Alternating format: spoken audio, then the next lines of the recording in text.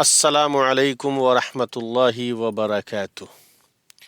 سامعین کرام، آپ میدان عرفات سے خطبہ عرفہ کا اردو ترجمہ سماعت کر رہے ہیں۔ خطیب ہیں فضیلت الشیخ ڈاکٹر محمد بن عبد الکریم العیسیٰ حفظہ اللہ۔ خطبہ عرفہ 1443 ہجری۔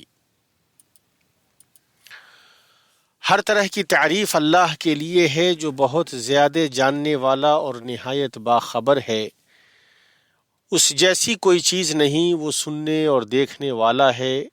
نیز ارشاد ربانی ہے اور وہی ہے معبود برحق آسمانوں میں بھی اور زمین میں بھی۔ وہ تمہارے پوشیدہ احوال کو بھی اور تمہارے ظاہری احوال کو بھی جانتا ہے، اور تم جو کچھ عمل کرتے ہو اس کو بھی جانتا ہے۔ نیز ارشاد ربانی ہے اور اللہ تعالی ہی کے پاس ہیں غیب کی کنجیاں، ان کو کوئی نہیں جانتا بجز اللہ کے، اور وہ تمام چیزوں کو جانتا ہے جو خشکی میں ہیں اور جو کچھ دریاؤں میں ہیں، اور کوئی پتا نہیں گرتا مگر وہ اس کو بھی خوب جانتا ہے، اور کوئی دانہ زمین کے تاریک حصوں میں نہیں پڑتا، اور نہ کوئی تر اور نہ کوئی خشک چیز گرتی ہے مگر یہ سب کتاب مبین میں ہیں۔ میں گواہی دیتا ہوں کہ اللہ کے علاوہ کوئی معبود نہیں، وہ راز اور اس سے بھی پوشیدہ چیزوں کو جانتا ہے۔ اس پر زمین و آسمان میں کوئی چیز مخفی نہیں ہوتی۔ ارشاد ربانی ہے اصل بات یہی ہے کہ تم سب کا معبود برحق صرف اللہ ہی ہے، اس کے سوا کوئی پرستش کے قابل نہیں، اس کا علم تمام چیزوں پر حاوی ہے۔ اور میں گواہی دیتا ہوں کہ محمد اس کے بندہ و رسول ہیں۔ اللہ تعالیٰ نے انہیں اپنے اس قول سے متصف کیا ہے اور تجھے وہ سکھایا ہے جسے تو نہیں جانتا تھا، اور اللہ تعالیٰ کا تجھ پر بڑا بھاری فضل ہے۔ اللہ تعالیٰ کا درود و سلام نازل ہو ان پر، ان کے آل و اصحاب اور ان کے پیروکاروں پر، اور بہت زیادہ سلامتی نازل ہو۔ اما بعد، اے بیت اللہ کے حاجیوں، اے ہر جگہ کے مسلمانوں، اللہ کا تقوی اختیار کرو، تم دنیا و آخرت میں کامیابی و نجات اور سعادت حاصل کر لو گے۔ ارشاد ربانی ہے اگر یہ لوگ صاحب ایمان متقی بن جاتے تو اللہ تعالیٰ کی طرف سے بہترین ثواب انہیں ملتا اگر یہ جانتے ہوتے۔ نیز فرمایا اللہ تعالیٰ سے ڈرتے رہا کرو اور جان رکھو کہ اللہ تعالیٰ پرہیزگاروں کے ساتھ ہے۔ نیز ارشاد ربانی ہے اور اللہ تعالیٰ سے ڈرتے رہا کرو اور جان رکھو کہ اللہ تعالیٰ ہر چیز کو جانتا ہے۔ اور کیسے ہم اللہ سے نہ ڈریں اور کیسے اسے عبادت میں ایک نہ جانیں جبکہ وہی نفع و ضرر دینے والا ہے۔ ارشاد باری ہے اور اگر تم کو اللہ کوئی تکلیف پہنچائے تو بجز اس کے اور کوئی اس کو دور کرنے والا نہیں ہے، اور اگر وہ تم کو کوئی خیر پہنچانا چاہے تو اس کے فضل کا کوئی ہٹانے والا نہیں۔ وہ اپنا فضل اپنے بندوں میں سے جس پر چاہے نچھاور کر دے، اور وہ بڑی مغفرت بڑی رحمت والا ہے۔ تقوی اور تعلیم کو جوڑتے ہوئے اللہ تعالیٰ نے فرمایا اللہ تعالیٰ سے ڈرو، اللہ تمہیں تعلیم دے رہا ہے اور اللہ تعالیٰ ہر چیز کو خوب جاننے والا ہے۔ اللہ تعالیٰ کے تقوی میں سے یہ ہے کہ ہم توحید کو تسلیم کریں جس کی طرف اللہ تعالیٰ نے بلایا ہے، چنانچہ عبادت میں اسے اکیلا جانیں اور اس کے سوا کسی کے لیے چاہے وہ جو بھی ہو کسی بھی طرح کی عبادت نہ کریں۔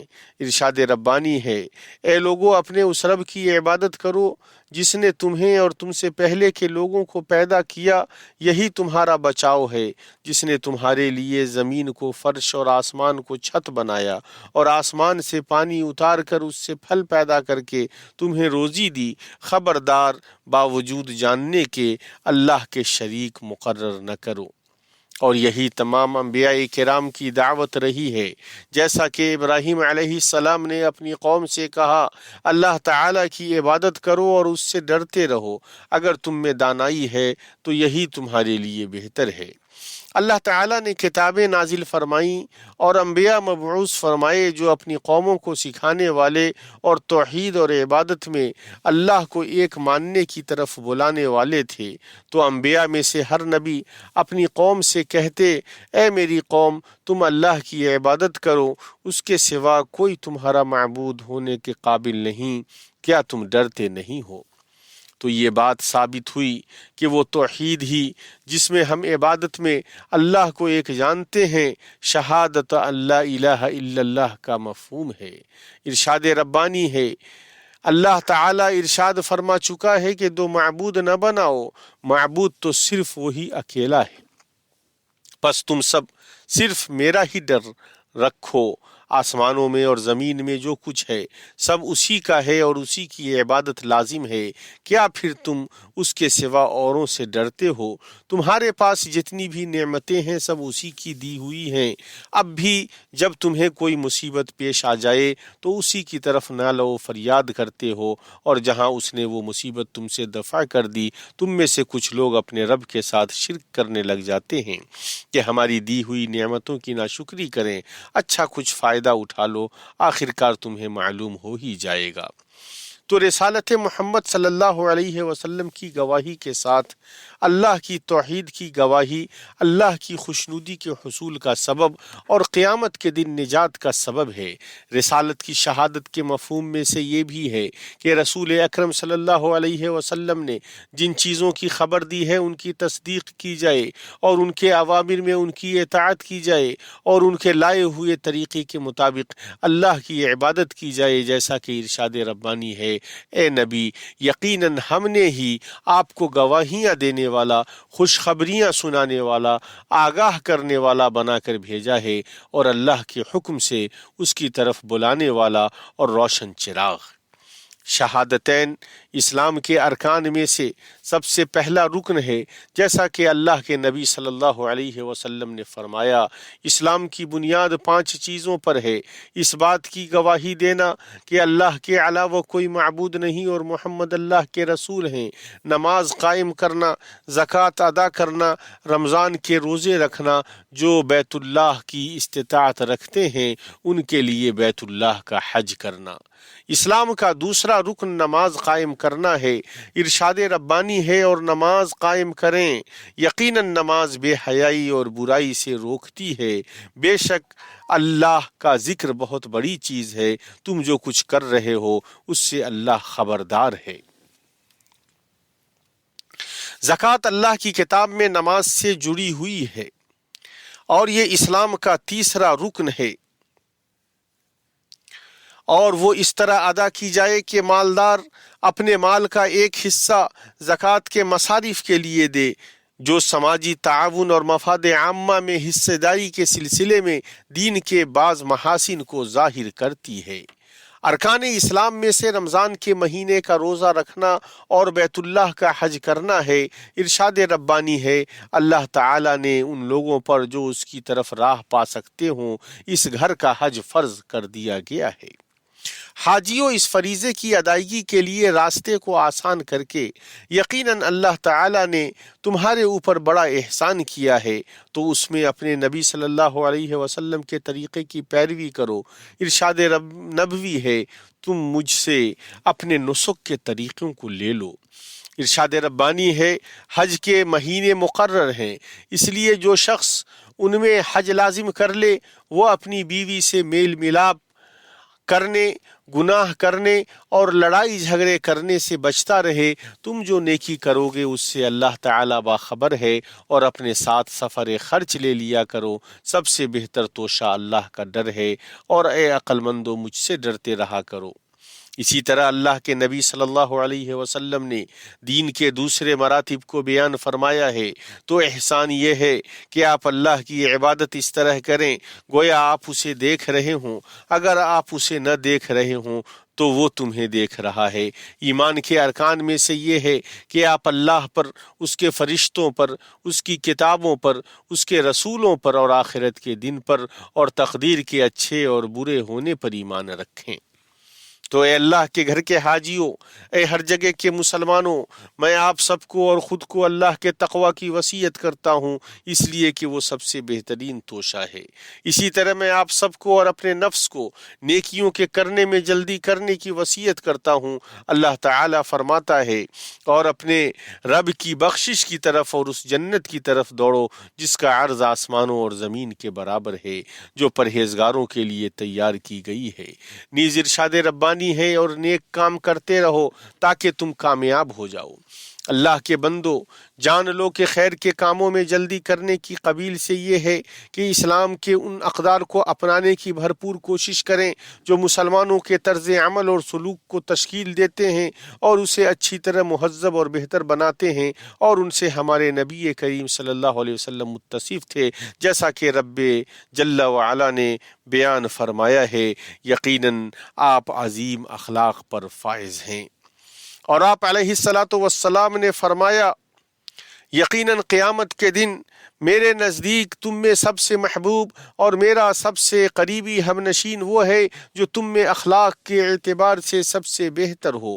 عام طور پر حسن خلق تمام لوگوں کے مابین ایک مشترک قدر ہے، مسلم اور غیر مسلم دونوں جس کا احترام کرتے ہیں، اس لیے کہ یہ قول و عمل میں اچھے رویے کا نام ہے۔ ارشاد ربانی ہے، لوگوں سے اچھی باتیں کہو۔ نیز ارشاد ربانی ہے، نیکی اور بدی برابر نہیں ہوتی، برائی کو بھلائی سے دفع کرو، پھر وہی جس کے اور تمہارے درمیان دشمنی ہے ایسا ہو جائے گا جیسے دلی دوست۔ جہالت اور بے وقوفی کا مقابلہ کرنے کے سلسلے میں اللہ سبحانہ کا ارشاد گرامی ہے، آپ درگزر کو اختیار کریں، نیک کام کی تعلیم دیں اور جاہلوں سے ایک کنارے ہو جائیں۔ نیز ارشاد ربانی ہے، پس آپ صبر کریں، یقیناً اللہ کا وعدہ سچا ہے، آپ کو وہ لوگ ہلکا یعنی بے صبرا نہ کریں جو یقین نہیں رکھتے، یعنی اس بات سے متنبہ رہیں کہ وہ آپ کو جھگڑوں اور ان کے نتائج کی طرف کھینچ نہ لے جائیں۔ ٹھوس اقدار کا مسلمان کسی جاہل یا متعصب یا رکاوٹ پیدا کرنے کی والے کی طرف متوجہ نہیں ہوتا ہے، وہ ہمیشہ اللہ تعالیٰ کے قول کو اپنے ساتھ رکھتا ہے۔ ارشاد ربانی ہے، اور جب بیہودہ بات کان میں پڑتی ہے تو اس سے کنارہ کر لیتے ہیں اور کہہ دیتے ہیں کہ ہمارے عمل ہمارے لیے اور تمہارے اعمال تمہارے لیے ہیں، تم پر سلام ہو، ہم جاہلوں سے الجھنا نہیں چاہتے۔ اسی طرح اسے معلوم ہوتا ہے کہ ایسے لوگوں سے الجھنا انہیں مشہور کرنے اور ان کے منصوبے کو کامیاب کرنے کا سبب ہوگا، اور اس سے انہیں خوشی ہوگی، بلکہ ان میں سے بہت سارے لوگ تو اسے سہارا بنانے لگتے ہیں۔ لیکن فریب دہی کے خطرات کا پردہ فاش کیا جائے، اسی طرح واضح گستاخی کا جواب دیا جائے، اور یہ ساری چیزیں اسلام کی حکمت کے ساتھ کی جائیں۔ بیت اللہ کے حاجیوں، اے مسلمانوں، اسلام کے اقدار میں سے یہ ہے کہ ان تمام چیزوں سے دوری اختیار کی جائے جو باہمی نفرت، باہمی بغض اور باہمی تفریق پیدا کرتی ہیں، اور یہ کہ ہمارے تعاملات پر باہمی محبت و شفقت چھائی رہے۔ یہ اقدار اللہ کی رسی کو مضبوطی سے تھامنے کے مطالب میں سر فہرست ہیں، جیسا کہ ارشاد ربانی ہے، سب مل کر اللہ کی رسی کو مضبوطی سے تھامو اور فرقے میں نہ بٹو۔ اتحاد، اخوت اور تعاون امت کے ڈھانچہ کو محفوظ اور مضبوط کرنے اور دوسروں کے ساتھ حسن تعامل میں پرامن باڑے کا کام کرتے ہیں، اور وہ اس بات کا شاہد ہے کہ اسلام ایک جامع روح ہے، وہ اپنے خیر میں پوری انسانیت کو سموئے ہوا ہے۔ نبی کریم صلی اللہ علیہ وسلم نے فرمایا، لوگوں میں سب سے بہتر وہ ہے جو ان میں لوگوں کے لیے سب سے زیادہ نفع بخش ہے۔ اسلامی شریعت اپنی انسانیت کی وجہ سے بلند ہوئی، جس کے معیاروں میں دوہرا پن نہیں اور جس کے اصولوں میں کوئی تبدیلی نہیں ہے۔ اس نے سب کے لیے خیر کو پسند کیا اور ان کے دلوں کو جوڑا۔ انہی اقدار سے اسلام کا نور پھیلا اور دنیا کے کونے کونے میں تمام جہانوں تک پہنچا۔ وہ اس طرح کے اس خیر کی تبلیغ کے لیے پے در پے ایسے لوگ آئے جنہوں نے اللہ سے جو عہد کیا تھا اسے سچ کر دکھایا، تو اس نیک طریقے نے ہدایت یافتہ پیروکار تیار کیے جو اسلام کے طریقے پر چلے۔ اسی طرح راسخ اہل علم کا وضاحت کرنے کی ذمہ داری سنبھالنے میں مبارک اثر تھا، اور اس میں سے اسلام کے بارے میں غلط اور گمراہ تصورات کا مقابلہ کرنا ہے۔ بیت اللہ الحرام کے حاجیوں، تمہارے وقوف کی یہ جگہ دعا کی قبولیت کی جگہوں میں سے ہے۔ نبی کریم صلی اللہ علیہ وسلم عرفہ میں خطبہ عرفہ دینے کے بعد ظہر اور عصر کی نماز جمع و قصر 2 رکعت، ایک اذان اور 2 اقامت کے ساتھ پڑھ کر اللہ تعالی سے دعا کرتے رہے اور اللہ کا ذکر کرتے رہے۔ آپ نے اس جگہ غروب آفتاب تک وقوف کیا، پھر اطمینان و سکون کے ساتھ مزدلفہ کے لیے روانہ ہوئے۔ آپ اپنے اصحاب کو سکینت و وقار کی تلقین کرتے رہے۔ آپ نے مزدلفہ میں مغرب کی 3 رکعت نماز اور عشاء کی 2 رکعت نماز ادا کی، اور وہیں رات گزاری، اور وہیں فجر کی نماز ادا کی، اور فجر کے بعد ذکر کے لیے ٹھہرے یہاں تک کہ خوب اجالا ہو گیا۔ پھر مینا گئے اور 7 کنکریوں سے جمرہ عقبہ کی رمی کی، پھر اپنے ہدی کی قربانی کی اور حلق کیا، اور اس طرح آپ کا تحلل اول ہوا۔ پھر آپ صلی اللہ علیہ وسلم مکہ گئے اور طواف کیا، اور اس کے بعد مینا لوٹے اور ایام تشریق کی راتیں مینا میں گزاری۔ مینا میں آپ زیادہ سے زیادہ اللہ تعالیٰ کا ذکر کرتے تھے اور روزانہ جمرات کی رمی کرتے تھے۔ وہ اس طرح کے جمرہ صغریٰ کو 7 کنکریاں اور جمرہ وسطیٰ کو 7 کنکریاں مارتے، اور اس کے بعد اللہ تعالیٰ سے دعا کرتے، پھر جمرہ عقبہ کو 7 کنکریاں مارتے۔ آپ نے حضور والوں کو اس بات کی اجازت دی کہ وہ مینا میں رات گزارنا چھوڑ سکتے ہیں۔ آپ مینا میں 13 تاریخ تک رکے۔ جلدی نکلنے والوں کے لیے 12 تاریخ کو نکلنا جائز ہے، اور آپ نے نسک سے فارغ ہونے کے بعد اپنے سفر سے پہلے طواف وداع کیا۔ اے مسلمانوں، اس عظیم موسم کے موقع کو غنیمت جانو۔ یوم عرفہ ہی وہ دن ہے جس میں یہ آیت نازل ہوئی، آج میں نے تمہارے لیے دین کو کامل کر دیا اور تم پر اپنا انعام بھرپور کر دیا، اور تمہارے لیے اسلام کے دین ہونے پر رضامند ہو گیا۔ اور اسی دن کے بارے میں اللہ کے رسول صلی اللہ علیہ وسلم نے فرمایا، کوئی دن نہیں ہے جس میں اللہ تعالیٰ عرفہ کے دن سے زیادہ بندوں کو آگ سے آزاد فرماتا ہو۔ وہ قریب ہوتا ہے اور فرشتوں کے سامنے ان لوگوں پر فخر کرتا ہے۔ تو اس دن زیادہ سے زیادہ دعا کرو، اس لیے کہ اللہ تعالیٰ نے تم سے دعاؤں کے قبول کرنے کا وعدہ کیا ہے۔ ارشاد ربانی ہے، اور تمہارے رب کا فرمان سرزد ہو چکا ہے کہ مجھ سے دعا کرو، میں تمہاری دعاؤں کو قبول کروں گا۔ نیز ارشاد ربانی ہے، جب میرے بندے میرے بارے میں آپ سے سوال کرتے ہیں تو آپ کہہ دیں کہ میں بہت ہی قریب ہوں، ہر پکارنے والے کی پکار کو جب کبھی وہ مجھے پکارے قبول کرتا ہوں۔ اے اللہ، حاجیوں سے ان کے مناسک کو قبول فرما، ان کی دعاؤں کو شرف قبولیت بخش، ان کے معاملات کو آسان کر دے، ان کے گناہوں کو معاف کر دے، انہیں ان کے ملک صحیح سالم اور کامیاب واپس فرما، اس حال میں کہ ان کے درجات بلند ہو چکے ہوں اور ان کے مرتبے بڑھ چکے ہوں۔ ارشاد ربانی ہے، اور بعض لوگ وہ بھی ہیں جو کہتے ہیں کہ اے ہمارے رب، ہمیں دنیا میں نیکی دے اور آخرت میں بھی بھلائی عطا فرما، اور ہمیں عذاب جہنم سے نجات دے۔ اے اللہ، مسلمانوں کے حالات کی اصلاح فرما دے، ان کے مابین اتحاد پیدا کر دے، ان کے مابین علم اور خیر کو پھیلا دے، ان کے بچوں کی اصلاح کر دے اور انہیں برکت عطا فرما، اور ان کی روزیوں میں برکت دے اور انہیں جنت میں داخل فرما۔